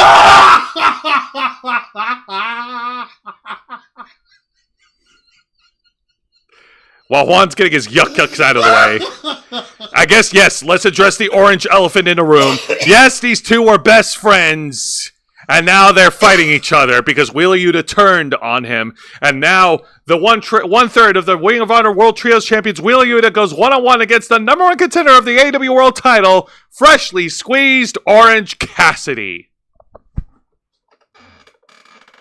Oh, wait a minute. Orange Cassidy's wearing black, so to compensate, here. I'm gonna have to.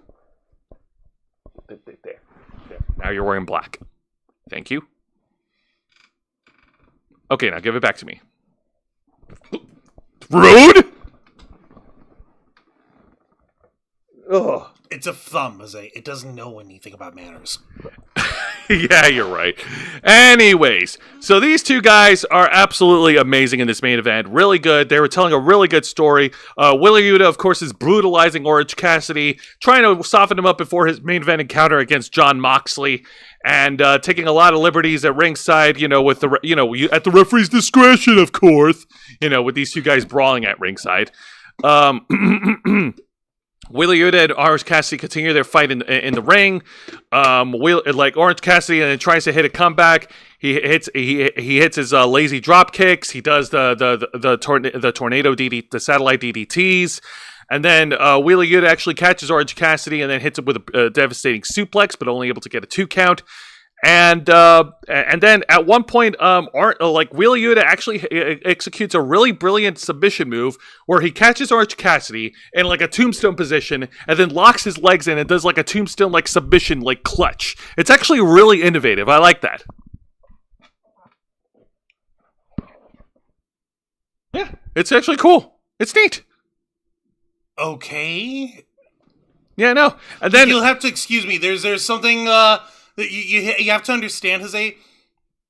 This guy doesn't give a shit, so why should I? Okay, fair enough. So Wheeler Yuta tries to go in for another submission hold, but Orange Cassidy was able to break up the submission, and then Wheeler Yuta is just feeling frustrated, feeling really pissed off, but not focused. So Wheeler goes at ringside and grabs a steel chair and brings it over to the ring, and then it looks like he's about to strike Orange Cassidy, but Orange Cassidy was able to duck out of the way, and was able to roll up Wheeler Yuta for the pin and the win. Your winner, freshly squeezed Orange Cassidy. Thank you.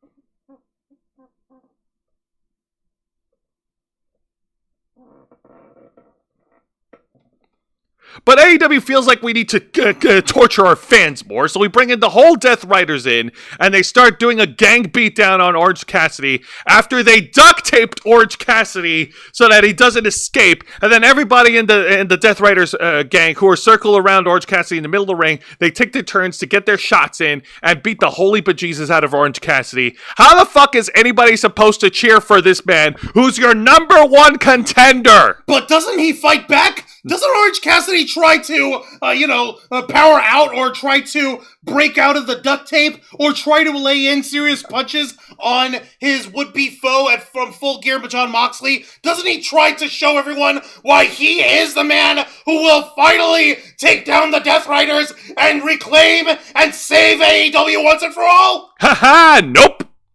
He just gets his ass kicked. No! Even better! Jose, you forget something very important. Oh. Orange Cassidy does try to fight back by doing his lazy fucking stupid kicks on Moxley. Which is stupid. As if that was an actual thing at a time like this. To which Moxley, probably in the only logical move in this entire little storyline angle, fucking just nails Cassidy and clotheslines him down on the ground like a punk bitch. At this point, look, Moxley, just fucking kill this guy and be done with it. Okay, don't kill this guy, that's too much. No, probably, yes, actually. But just beat the shit out of Orange Cassidy, just be done with it. Make it if you want to make it a bloodbath, make it a bloodbath. Just get it over with, man. It's obvious and clear that the fans don't know what the fuck they want, the ones that are in the arena. They'll cheer anything because that's the kind of monkey shit they like. Moxley is over here continuing the cosplay Stone Cold Steve Austin, goatee and all. And this fucking literal walking mascot. I was going to say paperweight. Oh, yeah. Is supposed to be the great savior of AEW. Miss me with that shit. Let's take a look in the chat over here. Let's see. Comment. Yeah, Mr. Quake was. Yeah, no.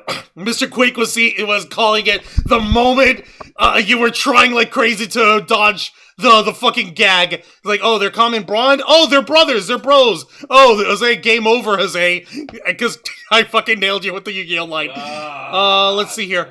Vicente Guerrero, not sure I would go as far as Jim Cornette calling Wheeler useless.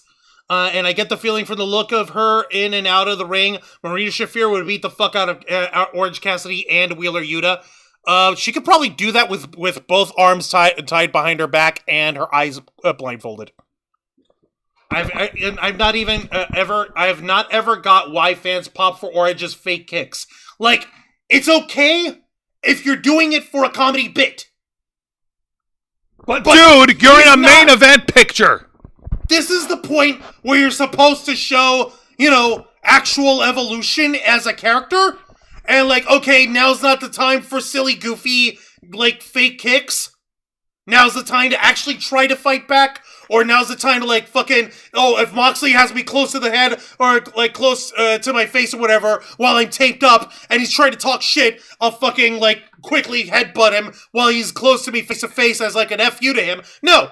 His first instinct is to do his fucking stupid fake kicks.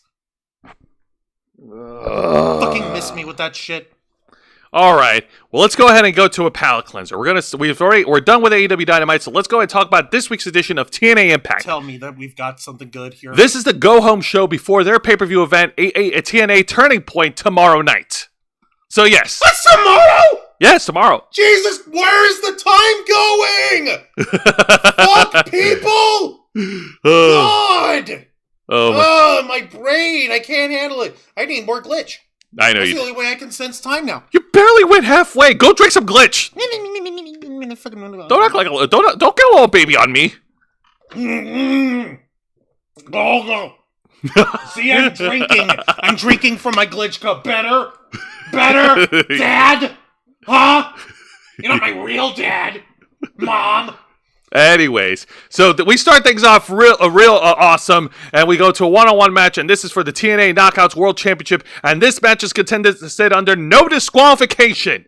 Easy booking. Speaking of Cornette, yeah, their weapons are legal, no disqualifications, no rope breaks, anything goes. Alicia Edwards goes one-on-one against the TNA Knockouts World Champion, Masha Slamovich, and this is right up Alicia Edwards' alley, you know what? With weapons involved, with steel chairs and kendo sticks and shit. Because Alicia Edwards, as a wrestler, she's, she's a little better than Marina Shafir. I'll give her that. Hold on, what?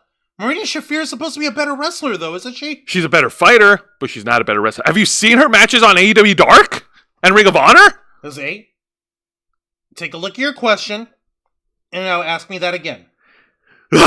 Okay, never mind. Let me try this again. Have you seen her matches on AEW Rampage? Jose, check that question. Okay, have you seen her fleeting matches on AEW Dynamite in the past? No. Then never mind it. But anyways, so Alicia Edwards fought against Masha Slamovich with Tasha Steelz at ringside, and Alicia Edwards was able to dominate thanks to the help of weapons and thanks to the help of no rules. But easy booking. Yeah, lazy booking indeed. But Masha Slamovich was able to fight back and was able to overcome the odds against Alicia Edwards and Tasha Steelz, and even planting Alicia Edwards with an incredible Northern Lights bomb in the ring to put her down to pin and retain. Your winner, and still the TNA Knockouts World Champion, Masha Slamovich. But immediately after the match, the celebration was cut short with Tasha Steelz running into the ring and putting a beat down on Masha Slamovich. But thankfully, the champion was saved by the juggernaut, Jordynne Grace, baby!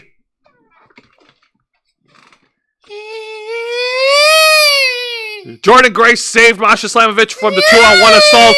And it looks like we might be heading into a rematch between Jordynne Grace and Masha Slamovich for the Knockouts World title. Juan, you excited for that? I'll take that as a yes. This is actually really good. This is a good way to start off the show, and I like it. It's really awesome. All right. Good way to get the crowd going, and this is That's good news. Okay. Of course. At least I can at least breathe easier now. Vicente in the chat. Sadly, true. Marina Shafir is not very good in the ring as much as I like her. Yeah, right now they have her in a role as sort of like a manager, silent heater, and you know what? That's good for now. Don't have her compete yet. Don't have her cut promos. For goodness sake, Not bad, huh? You didn't see the... I need to show you the clip. Okay, anyway, so now let's get to the exciting match of the night, and this is a one-on-one match between two TNA veterans, as Frankie Kazarian, the winner of the Call Your Shot Gauntlet Trophy, goes one-on-one against the ECW Hardcore Legend, Rhino! Yay! Yep. Frankie Kazarian was here's the thing. Here's what happened. There was a promo segment that preceded it where Santana cut an awesome promo. Frankie Kazarian interrupted, and it looks like he was about to beat up Santana, but then Rhino comes storming down to the ring, and their match goes underway. And Rhino and Frankie Kazarian, they have a really good, awesome match with, of course, Frankie Kazarian using his agility and quickness to try to ground Rhino and to try to keep him off his feet and off his game. Rhino was able to be able to come back, and it looked like he had Frankie Kazarian in his sights. He tries to go in for the gore, but however, Frankie Kazarian was able to use Rhino's speed and momentum against him, and he was able to roll up Rhino to steal a victory. Your winner, Frankie Kazarian. However, his victory did not go unpunished, as Frankie Kazarian was just standing and just gloating and just celebrating his win. He turns around, and Rhino gores Frankie Kazarian in the middle of the ring, much to the fans' delight.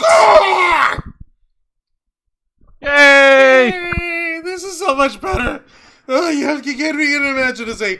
I'm literally about to have a fucking aneurysm over the stupidity of fucking Chris Jericho. Ridiculousness of Jericho and the fucking Whitepool Combat Clan and Orange Cassidy mascot. And the women's division. It's okay. It's okay. We can have nice things. Bobby Lashley is a nice thing. Well, I think Bobby Lashley is a nice thing. He fought a guy literally named Cheeseburger. I don't care. I like seeing Bobby Lashley kick ass, okay? You like seeing Bobby Lashley fight a cheeseburger. You got issues, man. All right. Now let's get to the exciting segment of the night, and I kid you not, this was actually really well done, really well produced. It is a vignette featuring Steve Maclin. And oh man, Steve Maclin, he's at a bar, he's drinking down a few brewskis, he's chugging down a few drinks. This guy looks like he just saw an AEW show and he was depressed. And so then afterwards, he goes back to his hotel room and he starts turning on TV. And here's where things get weird. We focus on Steve Maclin. He's going about his time. He watches TV. He takes a shower. He goes to bed. And then we go into this weird dream where, I kid you not, Steve Maclin is inside the office, and it looks like he's in. It looks like he's in some military office. He's back in his Marine Corps, like casual scrubs or whatever the fuck that is. Yeah, exactly. And the person who he's talking to is Eric Young, the world-class maniac. Why are we pushing Eric Young? And then we get this weird moment here where Eric Young is right there on the side next to Steve Maclin, and then he's like right there sitting in front of him wearing a suit. It's so weird. Like, he appears a lot in this dream. And because, like, here's what's up. So this actually focuses on Steve Maclin and Steve Maclin facing major elements in his life to help him prepare for his match against Josh Alexander tomorrow night at Turning Point. And it shows a few clips of like military stuff, of some old pictures of him when he was part of the military. And there was a random video shot of him getting married to Deonna Purrazzo, even though they don't mention her by name. And it's just so weird, like something out of a fever dream, where it shows Eric Young in these different places trying to say, wake up, and it's all psychological, it's all crazy, and then he finally wakes up. He wakes up with apparently an empty bed. Well, like, okay, are him and Deonna in the middle of a spat?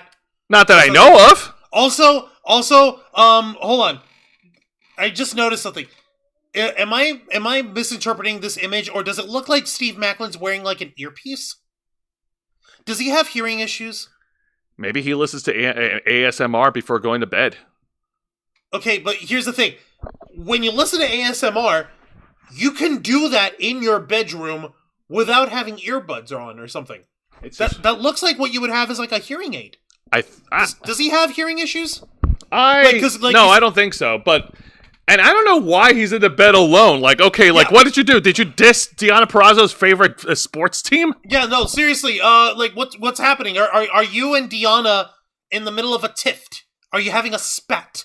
Are you having a lover's quarrel? Why are you waking up alone? What? Or is Deonna downstairs in the like making you breakfast or something? Or are you just hogging the bed on your own? And Deonna said, "Fuck this! I'm getting my own room because you're being a bed hog." Listen, Macklin. What is this? Listen, Macklin. If you're having marital issues, just give Juan a call. He's a good marriage counselor. You damn right I am. And Jeannie Rick dropped a $1.99 super sticker of the mic in the chat. How you doing? Welcome to Wrestle Rewind. Thank you. And Jeannie Rick also asked, did they just say world class maniac? I mean, yeah. I mean, when you've got a guy like Eric Young, who, by the way, shows up at the doorstep. And he's like, hey, man, did you have that one weird dream? He doesn't say anything about it, but he gives him the look like, yeah, I was there. And there. And there. What the fuck? Why does Eric Young know what you're dreaming about? What now? That doesn't make any fucking sense. Oh my god, that is so dumb. What the fuck, man? Like, but I liked it because it was a really good video package. And like I said, it was really awesomely produced. If you hadn't told me that this was from TNA, I would have guessed that this video was made in WWE. Okay, the idea of Steve Macklin, he's got his doubts, he's got worries and anxieties and frustrations leading up to his match against Josh Alexander coming up tomorrow night at TNA Against All Odds, right? Mm-hmm. Okay, where does Eric Young factor into all this? Why Eric Young?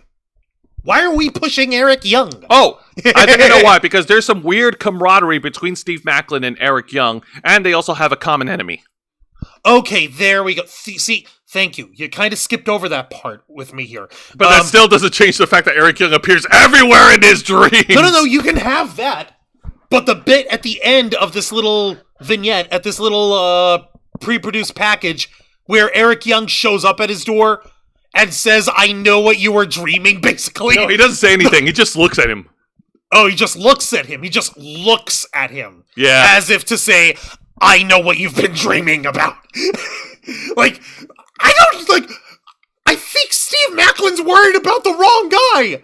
I think Steve Macklin should be worrying about Eric Young. Why are we pushing Eric Young? Jim Cornette was right all those years ago. Why were we pushing Eric Young? Okay, no. Listen, Eric Young. I get the idea.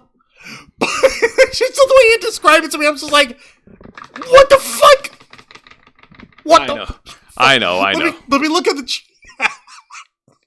Okay, I think I broke Quan, guys. Okay. Vicente Guerrero's in the chat. I saw Masha versus Alicia Edwards listed as a semi-main event and was like, oh, I wonder who wins between a Russian-American badass versus a beautiful jobber. Never noticed Alicia Edwards as a hardcore deathmatch type, but it makes sense with all the Singapore cane shots she gives out, like a female Sandman without the cigs and beer. And Steve Macklin and Deonna are married, sure, but both being from New Jersey must be kind of an ego clash. Deonna did say a few weeks ago, do you know what happens when you make things personal with a Jersey girl? Yeah, no, see, here's the thing. There's nothing more powerful than a Jersey girl and a Jersey boy who found true love with each other. From Jersey. Okay, now listen, Brooklyn Deonna. Rage. Anyway. Deonna, I love you very much. No, you but doesn't. the Patriots are just not that good of a football team. Out. Oh my god. No, she would throw him out of the fucking... out for Eric Young. I know. I'm fucking joking. I'm joshing about Eric Young. I loved it when he was doing Sanity and all that crazy shit. And when he was the fucking doing the... Violent by Design. You mean where he got killed? Yeah! Who was it? By Eddie Edwards? No, by Diener. Cody Diener fucking murdered Eric Young. And Eric Young was supposed to be in WWE for 5 seconds and then he didn't. Yeah, I know. It's so weird. Which was bullshit. He should have been able to show up in WWE. All right, now let's get to That's why we need to push Eric Young. Yeah, now let's get to the match of the night. And this was another one-on-one knockouts match with one half of the Knockouts World Tag Team Champions colliding with Ash by Elegance. And that is none other than Jody Threat, representing Spitfire, going one-on-ones against Ash by Elegance, who is flanked by the personal concierge and Heather by Elegance. Well, Jody Threat obviously has her tag partner Danny Luna backing her up at ringside. All right, so this match is pretty predictable. Ash by Elegance, of course, takes advantage of the rules with the referee's back turned, and she uses her entourage to also interfere and get involved. And then Danny Luna is trying to keep things leveled at ringside so that her BFF Jody Threat can have a solid match against Ash by Elegance. And despite their serious efforts, it was the elegant entourage, or whatever you want to call them, that unfortunately got the better of Spitfire. Heather by Reckless proves to be very reliable at ringside. Heather by Reckless, or Heather by Elegance. And then the personal, and Danny Luna was able to stop Ash's cronies, but unfortunately her efforts were wasted. Ash by Elegance was able to hit the rarefied air in the to pin and win. Your winner. God damn it. Ash by Elegance. Oh, the nerve. How dare they? Well, at least it's not Alicia Edwards again. I'll take this over that. Your mileage may vary, I know. All right. Now let's get into the Jody Threat can fucking wreck shit. All right. Now this is a combination. This is a 1-2 punch. It is the sort of depressing segment, but also an honorable mention because we get an in-ring segment from... Hold on, are you right? Is this correct as a... No, you're wrong. That's wrong. This isn't the bad segment. This isn't the depressing or sad segment as a... No. Yes, it is. And I'll tell you why. And it breaks my heart to say this, but it's true. Because this segment, in-ring talk segment, features... Say his name and he appears. I believe in Joe Hendry. I believe in Joe Hendry. That's right. Okay. What happened? All right. Explain yourself. So Joe I'm about to explain. You better. Silencio, por favor. Don't be fucking dipping on Joe Hendry. So Joe Hendry appeared over at the stage. The fans are solidly behind him. Joe Hendry aired his grievances on how he is not part of the TNA World Championship picture anymore, and that was his dream, that was his goal in TNA, to become TNA World Champion, and he's not going to be able to do that. And instead, he talked about how he's disappointed that he's going to be part of the Turkey Bowl Brawl that's going to happen at Turning Point tomorrow night instead, and he has to deal with the possible embarrassment of wearing a turkey suit in front of his fans. If he loses or if he wins? If he loses. Oh no, don't do that to Joe Hendry. It's just a really bad fall from grace. He goes from main eventing pay-per-view matches with for the TNA World title to being relegated into doing this ridiculous match. Okay, I get it. It's a time-honored tradition in TNA, the Turkey Bowl Brawl, or whatever the fuck you want to call it. But come on, man. This is Joe Hendry. Why are we not pushing him and giving him the title? That's why I put this as a 2 or 1 punch. It's an honorable mention, and it's also depressing to watch because it's such a fucking fall from grace. Are you serious? Yes! Are you fucking kidding me? No! Why would... okay... Who all is gonna be in this freaking turkey bowl thing? Hang on a minute, let me grab my phone. Because I saw a thing, and there was a thing, and you need to show me what the thing is in this thing. Right. And I could have sworn that there was a thing, but you didn't put the thing in the thing, so I can't show the thing, but you're gonna have to tell us what's in the thing. All right. Give me a second here, I'm gonna... Live research! Yay, live research. I saw PCO in that graphic, so I know we've got him up in there. But I need to know who all is Joe Hendry going up against in this match. All right, here we go. It's a 6-way Thanksgiving Turkey Bowl match. Whoever gets pinned or submitted must wear a turkey suit. Joe Hendry versus Eric Young, Hammerstone, Brian Myers, John Schuyler of the Good Hands, and PCO. Oh, goddamn. Yep! Okay, this is just rude. That is very rude. It's not the opening match. It's not even the semi-main event. It's just in there in the middle of the pay-per-view event. And what the fuck are we doing here, TNA? Why would you do this to Joe Hendry? Why? Do you not believe in Joe Hendry? Is this one of those, oh, hey, you gotta pay your dues, brother, kind of bullshit things? TNA probably thought that Joe Hendry is just a novelty act. No, that's not it. That can't be it. There's gotta be something better than that happening here. Or at the very least, something that makes a little bit more sense. Exactly. Now, with that being said, we're gonna turn things over and we're gonna now talk about the main event of TNA Impact. Their final main event match before their pay-per-view event, and it is a 6-man tag team match, player. Holla, holla, holla, holla, holla, holla. The teams of the Hardy Boys teaming up with Ace Austin to go up against the makeshift team of Trent Seven, Jake Something, and Hammerstone. Okay, big beefy guys versus flippy guys.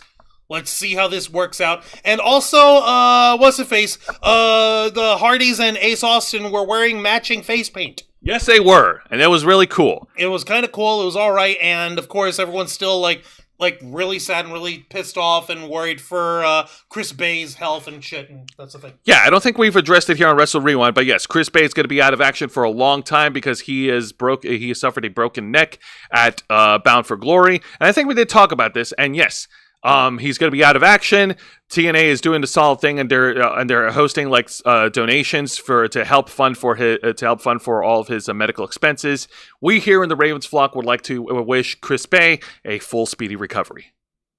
For real. No, we did cover it, didn't we? Yeah, we did. I remember now. Yeah, we did bring up the thing. All right, yeah, no, it just sucks, man. Nobody should have to suffer a fucking broken neck, no matter how many Kurt Angle jokes you want to cram into it. Yeah, that would not be the right time. That would not be the time. But anyway, so getting back to the 6-man tag team match. So it starts off with the Hardy Boys and Ace Austin. Starts off with the good guys getting the early momentum in the 6-man tag team match until the action starts spilling out at ringside. Jake Something and Hammerstone, of course, were able to destroy the Hardy. Were able to isolate Ace Austin away from the Hardys and keep him grounded throughout the majority of the match. And it's now 3-on-1 advantage. Of course, the Hardys are still over at the ring apron. But Ace Austin needs to make a tag, but he's too busy getting flanked by the total non-stop muscle men.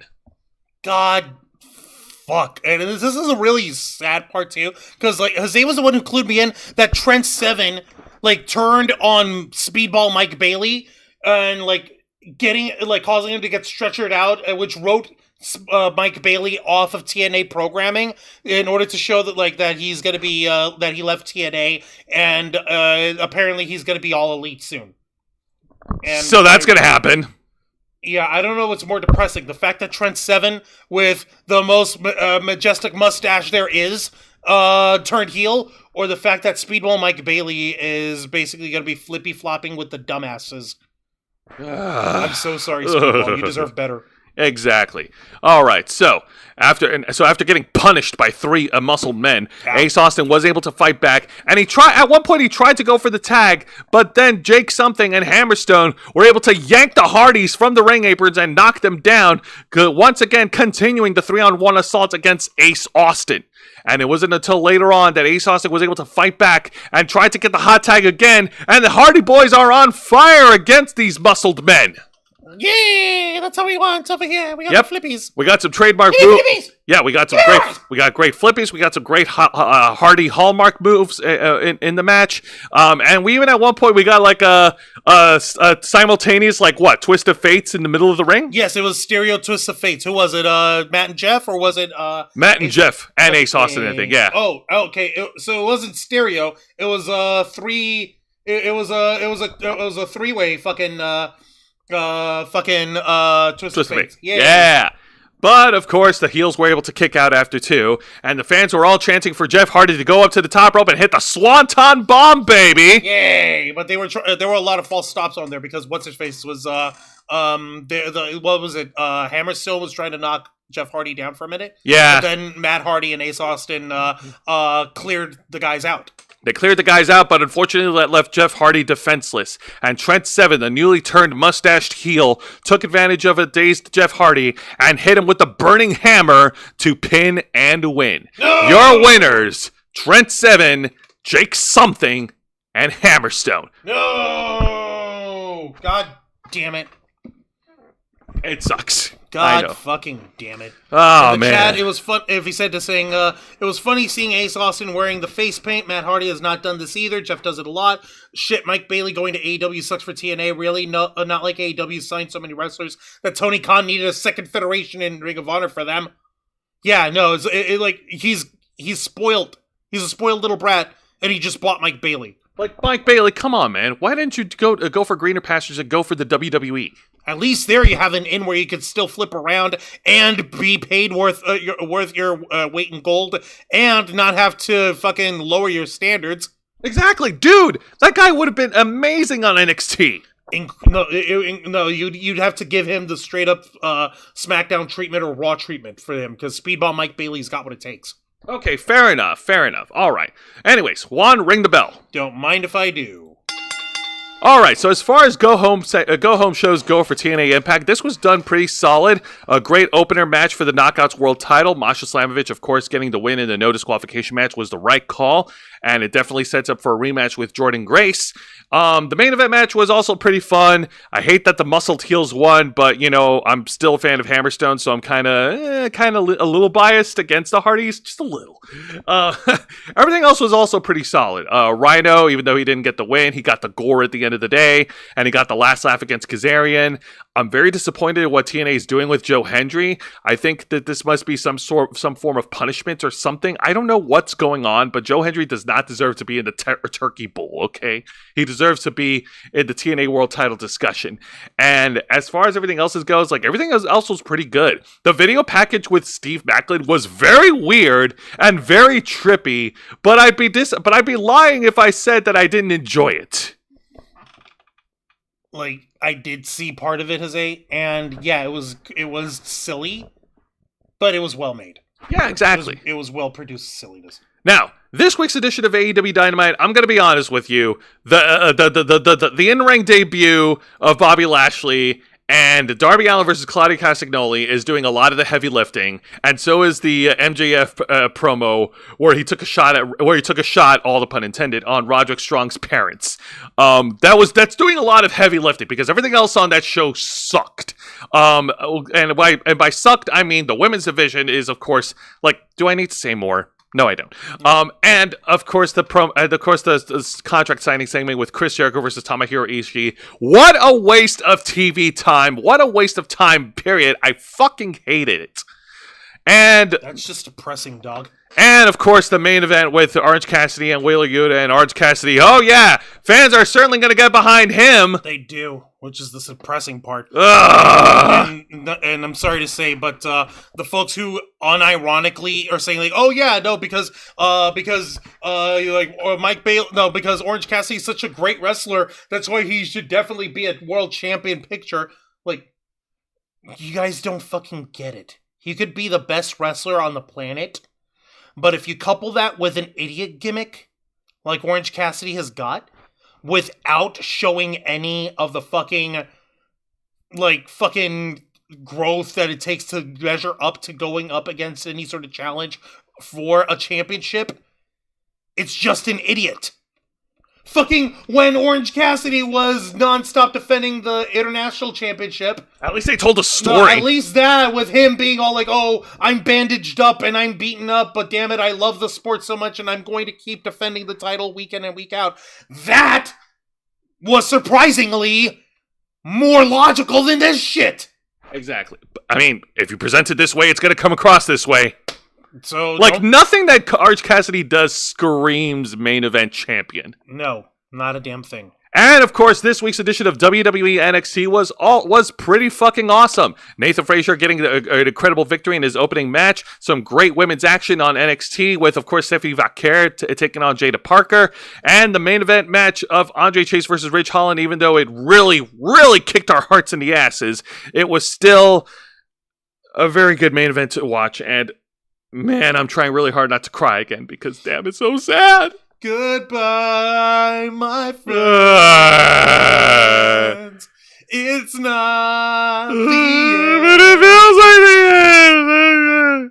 But you know what? The in-ring segment with Fallon Henley and Tatum Paxley challenging for the North American title, that's pretty solid. I like it. I like that. All right. All right. And that's going to do... weird? One last thing. Sorry. Is it weird that Trick Williams kind of felt like an afterthought in his own number one contendership thing deal going on? Kind of. Like, when you put the whole picture of Chase U being disbanded and everything, yeah, he's kind of taking a backseat, literally, in commentary. Like, oh, by the way, I'm here. Yeah, it's so weird. It's so weird. But so I'm pretty sure they'll fix that later. Okay. All right, folks, just a couple of announcements. So next week, there will not be an edition of Wrestle Rewind because next Thursday is Thanksgiving. And I don't know about you, but I am not going to be doing a video. I do not live stream on family holidays. I don't do that. No, we do not do that. Sorry, guys. But we will be back on the week after for the 2, 3, 4 for our December 5th edition. Yep, and Vicente Guerrero was also saying Mike Bailey wrestled Masha Slamovich once. Yeah, that was at GCW Bloodsport thing, wasn't it? It was. But that being said, Wrestle Rewind will return on Thursday, December 5th, and on that day, we will cover the main event for WWE Survivor Series War Games! War Games! It's going to be fun. Anyways, until then, Juan, plug us away. Don't mind if I do. Ladies and gentlemen, boys and girls, and everybody in between, thank you very much for watching this week's live stream edition of Wrestle Rewind, hosted by Jose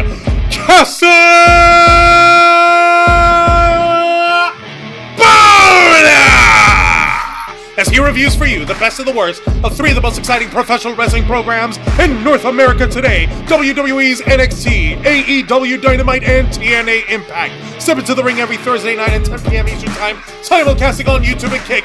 Hit the subscribe and the follow button, ring the notification bell, stay up to date on all of our content, become an interflocker by hitting the join button, and until next time, continue to follow us on... Where is it? Where'd it go?